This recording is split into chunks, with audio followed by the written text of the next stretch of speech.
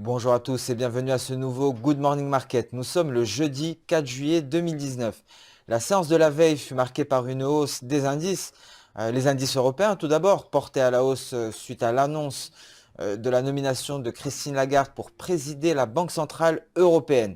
Cela présage donc une poursuite de la politique monétaire accommodante, ce qui a porté les marchés actions en Europe en territoire positif. Aux États-Unis à présent, des indices américains sur des records.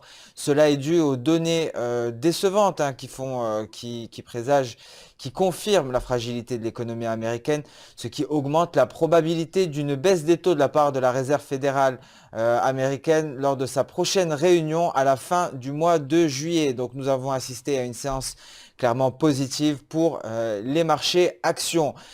Autrement également, nous avons pris connaissance d'un tweet de Donald Trump. Il semblerait que Donald Trump accuse la Chine et l'Europe de manipulation sur les marchés d'échange.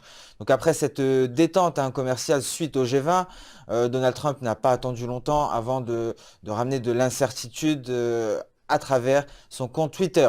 Nous allons passer sans plus tarder au calendrier économique du jour. Aujourd'hui, très tôt ce matin, nous avons d'ores et déjà pris connaissance des ventes de détail en Australie. Donc nous allons en parler et voir les répercussions sur la paire AUD-USD. Nous avons pris connaissance également de l'indice des prix à la consommation en Suisse à 8h30. À 11h, nous prendrons connaissance des ventes de détail en Europe.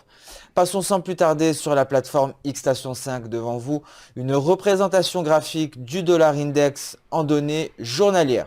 Le biais vert qui est relativement stable et se place toujours sur support, sur sa trendline de long terme. Donc stabilité du dollar américain. L'euro-dollar également relativement stable après s'être placé sur son support, support qui est matérialisé par sa SSB, donc le SSB en palier.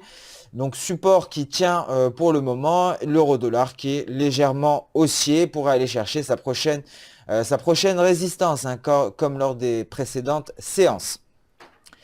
L'AUD-USD à présent, donc les ventes au détail en Australie qui ont augmenté de 0,1% en mai contre 0,2% attendu, ce qui a poussé la paire AUD-USD à la hausse.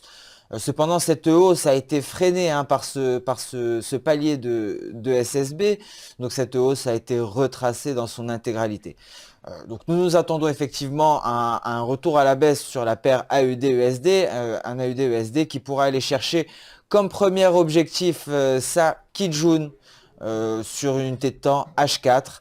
S'il y a franchissement de cette Kijun, cela donc validerait la formation d'un double sommet.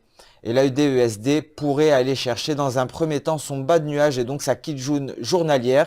Je vous rappelle que la ligne de coup est à ce niveau-là et un franchissement de la ligne de coup nous donnerait un objectif théorique en dehors du nuage. Donc l'AUD-USD pourrait peut-être même aller chercher ses plus bas du mois de juin. Cela reste on attend donc confirmation à ce niveau-là. Donc tout d'abord, il faudrait franchir cette Kijun H4, cette Tenkan journalière avant d'aller chercher la ligne de coup. Donc nous surveillerons avec attention l'AUD-USD et cette formation d'un probable double top. Je vous rappelle également que ce test ici de la SSB correspond également à la borne supérieure de son canal descendant, donc ce qui confirme ce retour à la baisse de l'AUD-USD pour aller peut-être aller chercher le bas de son canal. Avant cela, il y a beaucoup de chemins à parcourir et des niveaux intermédiaires à franchir.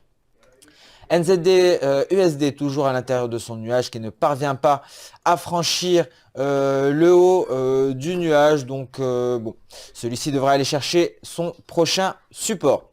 Nous allons passer à présent au marché actions et nous allons débuter avec le DAX. Le DAX qui a poursuivi sa hausse. Bien entendu, la nomination de Christine Lagarde a ramené l'optimisme sur les marchés européens. Cependant, aujourd'hui, repli du DAX, mais également du CAC 40.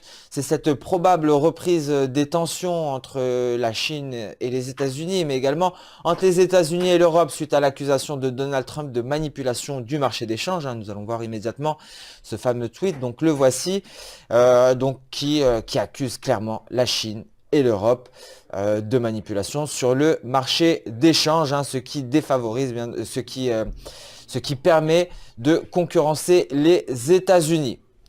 Donc retour des tensions à suivre, hein, ça pourrait être un retour vers le mode risk-off. Donc le mode risk-on hein, n'a pas duré bien longtemps. Donc à suivre ce dossier concernant la manipulation du marché des changes et ces accusations de Donald Trump. La configuration du CAC 40 est quasi similaire après une hausse de la veille portée par la nomination de Christine Lagarde aujourd'hui. Ouverture en gap baissier, progression en territoire négatif pour le CAC 40. Le S500 sur des nouveaux records également est attendu en léger repli lors de la prochaine séance. Je vous rappelle qu'aujourd'hui c'est Independence Day aux États-Unis, donc Wall Street sera fermé lors de cette séance. Passons à présent au marché des matières premières. Donc l'or, effectivement, qui est toujours sous sa résistance qui représente le niveau des 1421 $ l'once, est venu chercher sa Tenkan journalière. Donc si on assiste à une hausse des tensions entre les États-Unis et la Chine, mais également entre les États-Unis et l'Europe, on pourrait assister à un franchissement de ce niveau de résistance, ce qui annoncerait la poursuite de la flambée du métal précieux. Sur le volet du pétrole à présent, donc effectivement un pétrole, des cours du pétrole à la baisse, cela est dû à cette baisse moins forte que prévue des stocks de pétrole brut aux États-Unis la semaine dernière. Donc nous en avons pris connaissance hier, ce qui ramène le pétrole vers son prochain support très certainement. Donc nous suivrons l'évolution du Brent avec attention, un Brent qui pourra aller chercher les 62,30 $ le baril, donc forte baisse aujourd'hui. Ce retracement de 50% de Fibonacci représente le prochain objectif pour le baril de Brent. Ce Good Morning Market touche à sa fin. Je vous remercie de l'avoir suivi avec attention. Je vous donne rendez-vous dès demain pour un nouveau point marché. Demain sera une séance cruciale car nous prendrons connaissance des NFP. Donc en attendant, je vous souhaite une excellente journée, une bonne séance de trading. Bien entendu, n'hésitez pas à liker, commenter ou même partager cette vidéo.